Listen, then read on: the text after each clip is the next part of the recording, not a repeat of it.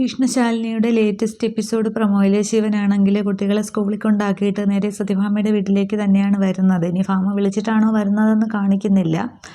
എന്നിട്ട് ശാലിനിയെ തിരക്കി, കുട്ടികളെയും തിരക്കി കുടുംബശ്രീ വീട്ടിലേക്ക് ചെന്നിരുന്നു എന്നൊക്കെ ഇങ്ങനെ പറഞ്ഞുകൊണ്ടിരിക്കുമ്പോൾ വിഷ്ണുവിനെ കുറിച്ചുള്ള വിഷമങ്ങളൊക്കെ പറഞ്ഞ് ഭാമ ഇരിക്കുകയാണ്. ഈ സമയത്ത് ശാലിനിയാണെങ്കിൽ രാഘവൻ നായരെയും കൂട്ടിക്കൊണ്ട് അവിടെ കുടുംബശ്രീ വീട്ടിൽ ചെന്നിട്ട് രാഘവൻ നായരെയും കൂട്ടിക്കൊണ്ട് നേരെ ഇവിടത്തേക്ക് തന്നെയാണ് വരുന്നത്.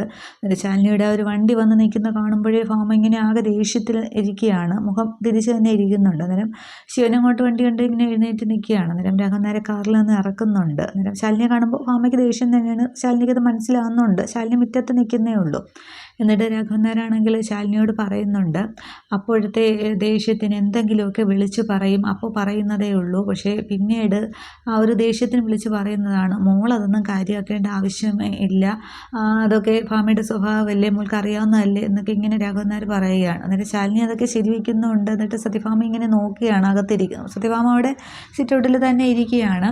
ശാലിനിയും രാഘവൻ നായരും കൂടി മുറ്റത്ത് നിൽക്കുന്നുണ്ട്. പക്ഷേ ഭാമ ഇങ്ങനെ ആകെ ദേഷ്യത്തിൽ നിന്നാണ്. പക്ഷേ ഒരു സങ്കടപ്പെട്ട മുഖം കൂടിയാണ് കാണിക്കുന്നത്. ശാലിനി ഇങ്ങനെ നോക്കി നിൽക്കുന്നേ ഉള്ളൂ. ഇത്രയുമാണ് ഈ ഒരു പ്രൊമോയിൽ കാണിക്കുന്നത്. അപ്പോൾ ശാലിനി അവിടേക്ക് കയറില്ലായിരിക്കാം, കുട്ടികളെയും കൊണ്ട് വരാമെന്നൊക്കെ പറഞ്ഞിട്ട് ശാലിനി ഇവിടുന്ന് പോവുകയായിരിക്കും ചെയ്യുന്നത്. പക്ഷേ രാഘവൻ നായർ വീണ്ടും ഇങ്ങനെ ഇറങ്ങിപ്പോക്ക് തന്നെയായിരിക്കും. തലേ ദിവസം രാത്രിയും പോയി, പിറ്റേന്നും കുട്ടികളെ കാണണമെന്നും പറഞ്ഞ് പോവുകയാണ് ചെയ്യുന്നത്. അപ്പോൾ ഇതിനി എന്ത് തീരുമാനം ഉടനെ ഉണ്ടാക്കുമെന്നുള്ളതാണ്. സത്യഭാമ കാര്യങ്ങളും സത്യങ്ങളും അറിഞ്ഞാൽ മാത്രമേ ആ ഒരു ഇതിൽ നിന്ന് മാറ്റം ഉണ്ടാവുകയുള്ളൂ. അതേസമയം അവിടെയാണെങ്കിൽ ചന്ദ്രപ്രകാശിനൊപ്പം പോവുകയും ചെയ്യും. അപ്പോൾ ശിവനും ഈ ശാലിനിയും കുട്ടികളും മാത്രമാകുമല്ലോ. അപ്പോൾ അതിൻ്റെ ഒരു ബുദ്ധിമുട്ട് ശാലിനിക്കും ഉണ്ട്. അതിനെ എങ്ങനെ പര്യവസാനിക്കും എന്നുള്ളത് കാണാം. Okay, thank you.